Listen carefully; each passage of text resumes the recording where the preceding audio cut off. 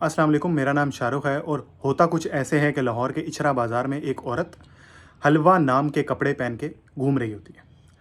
तो कुछ मौलवी हज़रात उसको देखते हैं और उससे जाके पूछते हैं कि तुमने ये कपड़े क्यों पहने हैं। अब मेरे यहाँ पे 3 सवाल हैं। पहला सवाल ये कि कुरान में तो लिखा है कि आदमी जो है वो अपनी नज़र नीची रखें। उस मौलवी की जुर्रत कैसे हुई कि उसने नज़र उठा के उस औरत को देखा? और उसके बाद दूसरी उसकी जुर्रत देखें कि उसने जाके औरत से पूछा कि तुमने ये कपड़े क्यों पहने हैं? ठीक है? और उसके बाद तीसरी बात वो मैं आपको आगे जाके बताता हूँ। अच्छा, मौलवी साहब जाके उनको कहते हैं कि आपने ये कपड़े क्यों पहने हैं? और वो औरत आगे से जवाब देती है कि मेरी मर्ज़ी मैं जो भी पहनूँ, आपको क्या मसला है? अच्छा, इस बात से मौलवी साहब की जो ईगो है वो ट्रिगर हो जाती है कि मुझे कैसे इस बेहया औरत ने जवाब दे दिया। तो वो मॉब इकट्ठा करते हैं और उनके ऊपर चढ़ दौड़ने की कोशिश करते हैं। अच्छा, जब चढ़ने की कोशिश करते हैं तो बस अल्लाह की करनी ये होती है कि वो औरत किसी दुकान में चली जाती है और उस दुकान में जाके वो पनाह ले लेती है। अब मॉब तो बाहर जमा हो जाता है क्योंकि पाकिस्तानी अवाम फ्रस्ट्रेटेड है, डिप्रेशन में, एंग्जाइटी का शिकार है। उनको कुछ भी नज़र आता है तो हर चीज़ में उनको गुस्ताखी और क्या कहते हैं, बुराई नज़र आ रही होती है। इसी तरह वो उस औरत के ऊपर चढ़ दौड़ने की कोशिश करते हैं कि उसको जला दें, मार दें, कत्ल कर दें और जन्नत का टिकट पक्का करवा लें, क्योंकि जन्नत तो बड़ी आसानी से मिल जाती है, किसी बंदे को मारो और जन्नत का टिकट पक्का कर लो। लेकिन नहीं। अच्छा, बस अल्लाह ताला ने उसको बचाया और वो दुकान में चली गई और उस दुकान में भी वो मौलवी साहब अंदर आ गए और मौलवी साहब आके तीसरी बात मैं बताने लगा हूँ। मौलवी साहब आके कहते हैं आप अपनी ये कमीज़ उतारें और बुर्का पहन लें। तो मौलवी साहब की जुर्रत कैसे हुई कि उस औरत को कह रहे हैं कि कमीज़ उतारें? मौलवी साहब को बाहर जाना चाहिए और उस औरत को कह रहे हैं कि कमीज़ उतारें। ये बेहयाई की इंतहा है। उस मौलवी को पूछना चाहिए कि क्या तुम बकवास कर रहे हो। बहरहाल वो औरत इतना डर जाती है, वो अपने आप को कवर कर लेती है और बिल्कुल वो बैक मोड में चली जाती है कि बस मैं किसी तरह यहाँ से बच के निकल जाऊँ, क्योंकि आशिकाने रसूल जो हैं वो आ गए हैं मुझे मारने के लिए। अच्छा, जबकि कुरान में आता है, हदीसों में आता है कि अगर आपने एक इंसान को भी कत्ल किया तो आपने सारी इंसानियत को कत्ल किया। ठीक है? लेकिन बस क्योंकि हमारा जो पाकिस्तान इंडिया का जो कल्चर है ना मुसलमानों का, वो थोड़ा सा अलग है, जो एक्चुअल इस्लाम है उससे थोड़ा सा अलग है। इसके बाद ये होता है कि पुलिस वक्त पे पहुंच जाती है। बहुत अच्छी बात है कि पुलिस वक्त पे पहुंच गई और वो उस औरत को बचा लेती है। किसी भी तरह वो औरत उन लोगों को समझाती है, वो पुलिस वाली औरत जो है वो समझाती है एएसपी कि देखें मैं हैंडल कर लूँगी, आप जो है वो तसल्ली कर जाएँ, रुक जाएँ, मेरे पे एतबार करें। वो बड़ी अच्छे तरीके से उस चीज़ को हैंडल करती है और वो उस औरत को पुलिस स्टेशन ले जाती है। अच्छा, उस पुलिस स्टेशन में भी वो मौलवी मौजूद होता है और मौलवी मौजूद होता है और वो माफ़ी मंगवाता है। मतलब माफ़ी मंगवाना मेरी समझ से बाहर है कि क्यों माफ़ी मंगवाई गई। लेकिन चलें, ठीक है, उस वक्त मॉब को शांत करना था, मॉब को ठंडा करना था, ठीक है, माफ़ी मंगवा ली।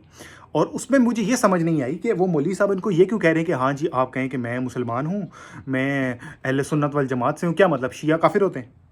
ये क्या नॉनसेंस है? बहरहाल ठीक है जी, क्या कह सकते हैं, पाकिस्तान है, यहाँ सब कुछ चलता है। अच्छा, इसके बाद ये होता है कि मामला ठंडा हो जाता है। वो औरत बेचारी पता नहीं किस हालत में चली गई होगी, किस टेंशन में चली गई होगी, उस टेंशन से वो बेचारी घर चली जाती है और उसमें मामला जो है वो ठंडा हो जाता है और उस एएसपी साहिबा को बहुत सारे अवार्ड्स दिए जाते हैं वगैरह वगैरह वगैरह। अच्छा, होना तो ये चाहिए था कि उन मौलवियों पे एफआईआर दर्ज होनी चाहिए थी, उन लोगों पे एफआईआर दर्ज होनी चाहिए थी जिन्होंने ये मॉब इकट्ठा किया, ड्रामेबाजी की। ठीक है? अच्छा, वो इसलिए कि उस बेचारी को पता नहीं किस स्ट्रेस से गुजरना पड़ा होगा और वो कितने दिन अब बीमार रहेगी। लिटरली मेरे साथ भी ऐसा कुछ वाकया हो चुका है, मैं आपको बताऊंगा। तो उन पे जैसे हमारे जो जियो फेंसिंग में लोग आए थे 9 मई के वाकयात में, इसी तरह इन लोगों को भी पकड़ कर 10-10 साल के लिए अंदर डालना चाहिए ताकि जो है ना इन पे एक इबरत का निशान बनाया जाए। लेकिन नहीं, कुछ भी नहीं होगा, ये ऐसे ही चले जाएंगे, कुछ भी नहीं होगा, नॉर्मल चीज़ होगी। तो ये तो हालात है। अच्छा, दूसरा पॉइंट मेरा ये है, बिल्कुल एक ऑपोजिट पॉइंट, कि अभी तो हलवा लिखा हुआ था। हलवा के बजाय मैं कहता हूँ कोई कुरानी आयात भी लिखी होती, फिर क्या मतलब है कि आप उसको मार देंगे, काट देंगे? नहीं, फिर भी होना ये चाहिए कि अगर आपको बुरा लग रहा है तो आप पुलिस को बुलाएं, पुलिस उस पर मुकदमा दर्ज करेगी जो कि बनता है। लेकिन पाकिस्तानी कानून में अभी तक कुछ ऐसा है नहीं कि ये गुस्ताखी है या कुछ है। ठीक है? अच्छा, मैं अब कोई इसी दौरान ना, ये जब ये वाकया हुआ उसको 1-2-3 दिन बाद एक वीडियो देख रहा था। एक सऊदी औरत थी, उसने ला इलाहा इल्लल्लाह का वो जो झंडे पे उनके लिखा हुआ है मोहम्मद रसूलुल्लाह, वो उसने अपने ऊपर पहना हुआ था और वो कहीं जा रही थी या कोई फैशन शो समथिंग था, उसमें वो बैठी हुई थी। अच्छा, उस पे कोई कुछ नहीं कहेगा। क्यों नहीं कहेगा? क्योंकि वो तो हमारे ताया अब्बा हैं। ताया अब्बा की हम बात से जो है वो डिसएग्री नहीं कर सकते, क्योंकि हम उनसे चंदा लेके खाते हैं। मौलवियों की बात कर रहा हूँ, क्योंकि हम उनसे चंदा लेके खाते हैं तो इसलिए हम उनको कुछ कह नहीं सकते। ٹھیک ہے جی. اور مجھے یہ گستاخی کسی لیول سے سمجھ نہیں آئی کہ چلے حلوہ تو حلوہ، اگر کسی نے قرآنی آیات پہن لی ہے تو مجھے کوئی ریفرنس دے دے کہ ہاں یار یہ جو ہے نا گستاخی ہوگی. کیوں آپ لوگ تعویذ نہیں گلے میں ڈالتے؟ اس کے اندر بھی تو کلمے وغیرہ ہی لکھے ہوتے ہیں نا، وہ میں نے کھول کے دیکھے میں تو کلمے شلمے ہی لکھے ہوتے ہیں، وہ گستاخی نہیں ہے. یہ پہن لے تو گستاخی ہے.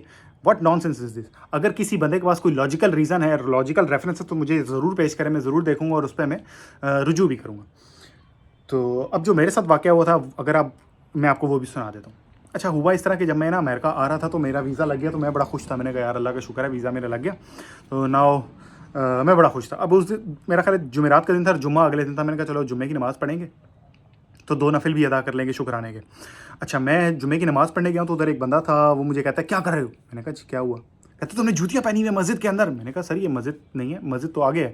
میں آتا ہوں ہر جمعہ نماز پڑھنے آتا ہوں، مجھے پتا ہے مسجد کہاں سے اسٹارٹ ہوتی ہے، اور میں تو 2nd فلور پہ جا رہا ہوں. ابھی تو سیڑھیاں تو وہ اس میں کاؤنٹ ہی نہیں ہوتی، وہ تو مسجد کا ہال آگے اندر ہے. نہیں، وہ مولوی پاگل ہو گیا، لٹرلی پاگل ہو گیا. اس نے مجھے یہاں سے پکڑا اور اس نے کہا کہ نکل جاؤ تم مسجد سے.